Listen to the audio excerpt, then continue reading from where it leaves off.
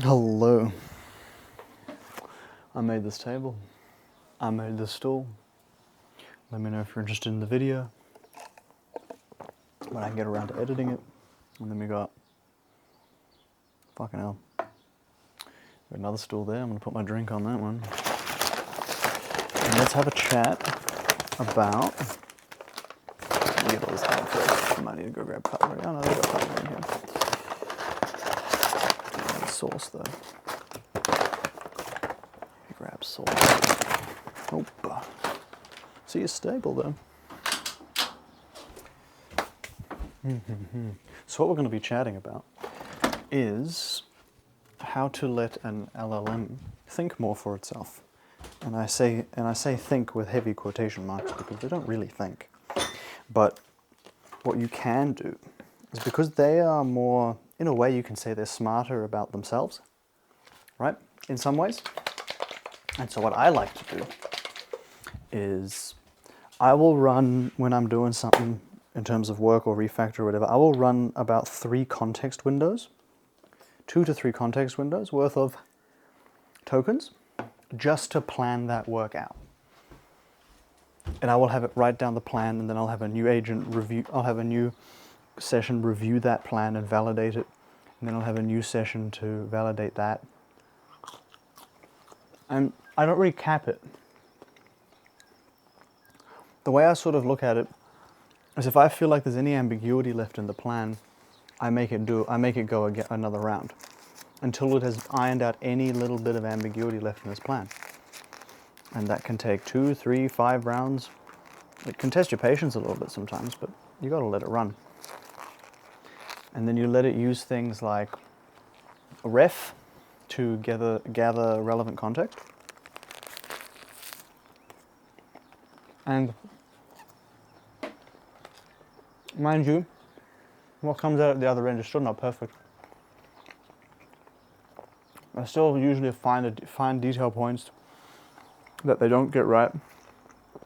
But with it, my one-shot chances are way higher, and have to spend way less time fixing bullshit.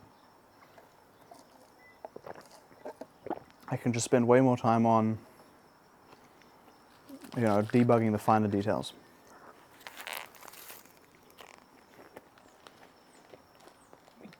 Which is exactly, what they pay engineers to do.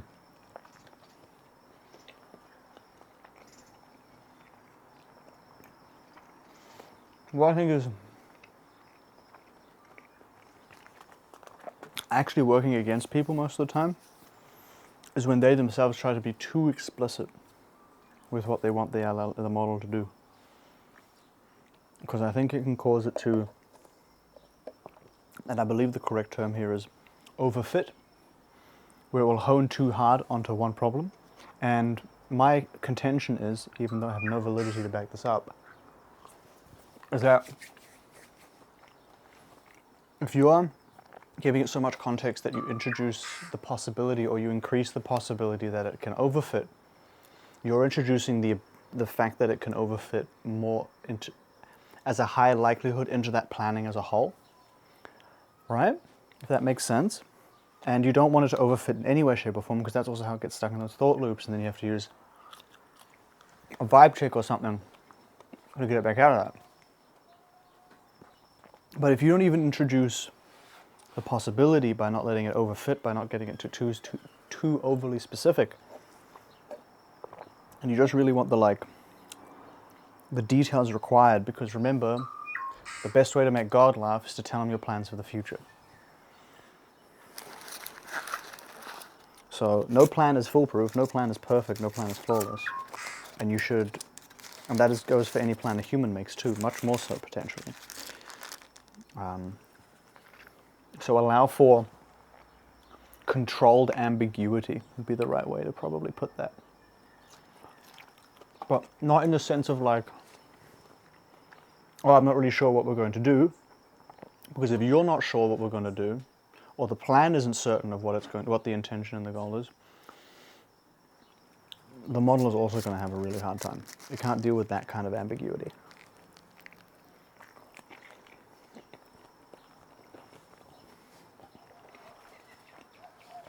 So flexibility in having a plan that allows flexibility in execution, but is rigid on the outcome, is sort of the golden sweet spot that you're aiming for.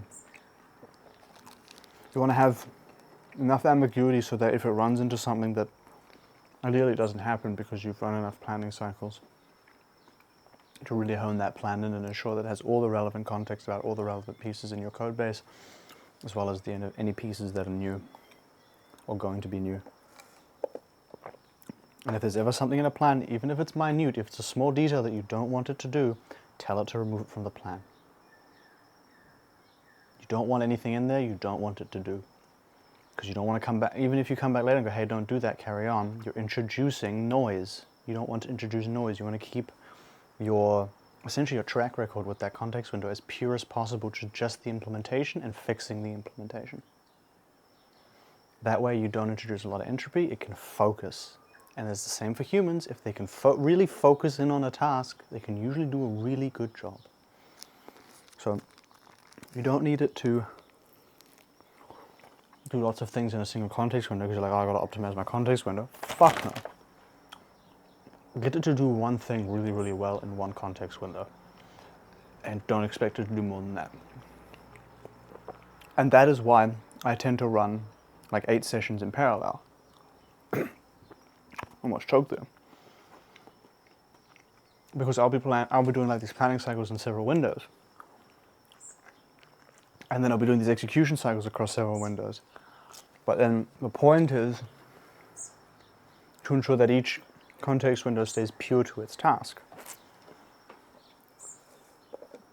Because the moment you get it to start trying to cross wires and shit, is the moment it gets confused, is the moment you get these frustrating results that just don't work. You need to stay focused. You need to be the disciplined one because a model will not be. It will do whatever you tell it to. It will not go, oh, that doesn't sound like the right idea. No.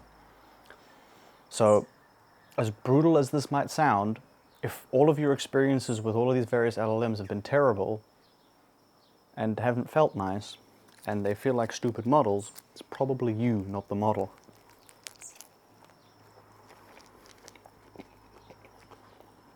You have to be certain of purpose, certain of outcome,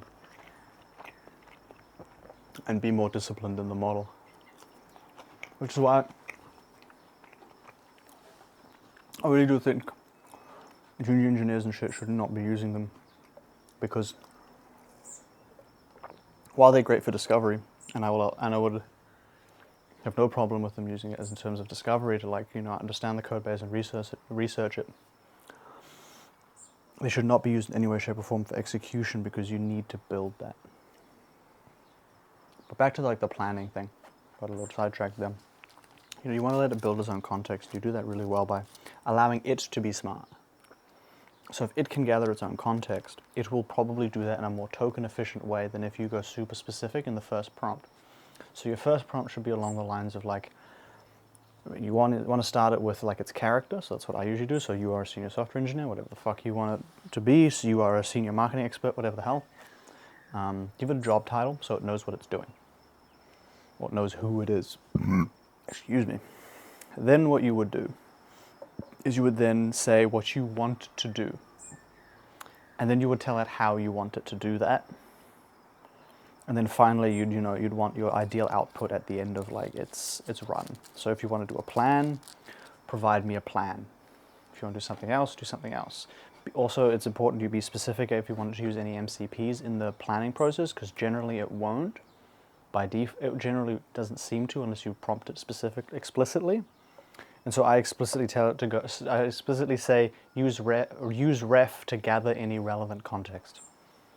And then I let it, based on my goal, decide what is relevant context in its case. I still want to know what the ideal end result should look like. I should still have a decent idea of that so that I can validate what it's saying. But I'm not going to be overly explicit in telling it that that's what I want. I need it to get there on its own so that I can essentially teach it what the solution is. And that teaching goes into that plan, and so then the context it builds is more relevant to its system and what it needs. Right? And then you would go through these planning cycles, you'd get it to return you a plan, you'd read the plan, go, yeah, I like this, I don't like this, I think we can do this differently, and just question it. and sort of drive it to an outcome that you want, the same way you would like a junior to mid-level engineer. And then you do that for 2, 3 cycles, 2, 3, 5, whatever the fuck, however many you need to, until you arrive at a plan that you're ready to use. And then I use the Ober superpowers. They're like a set of Claude skills that allow me to do the planning and the execution of the plan. Very helpful. They provide a more structured sort of like brainstorming, planning, and execution handling, which is quite useful. I think it's especially useful for people who aren't necessarily used to the kind of pattern that I work in, which is a fuckload of initial planning. Right? A lot of people try to just one-shot it with their one prompt and then get confused why it just doesn't do what you want it to. It's because you didn't let it learn what you wanted it to do. So yeah, those Ober tools make that a lot easier, more intuitive, because it'll ask you questions and it'll run you through it. So if you're not super clear on what you want, those questions can help you like highlight sort of blind spots in the other areas that you might need to look into for something like that. Because if you don't have an answer to some of the questions, they're not like usually difficult questions, but if you don't have an answer to... That was a fly. It was a fly. And if you don't have answers to some of those questions, it probably highlights a gap in your knowledge that you need to close up, because you cannot necessarily rely on the LLM to make the best choice for you. You need to know it's making the best choice for you.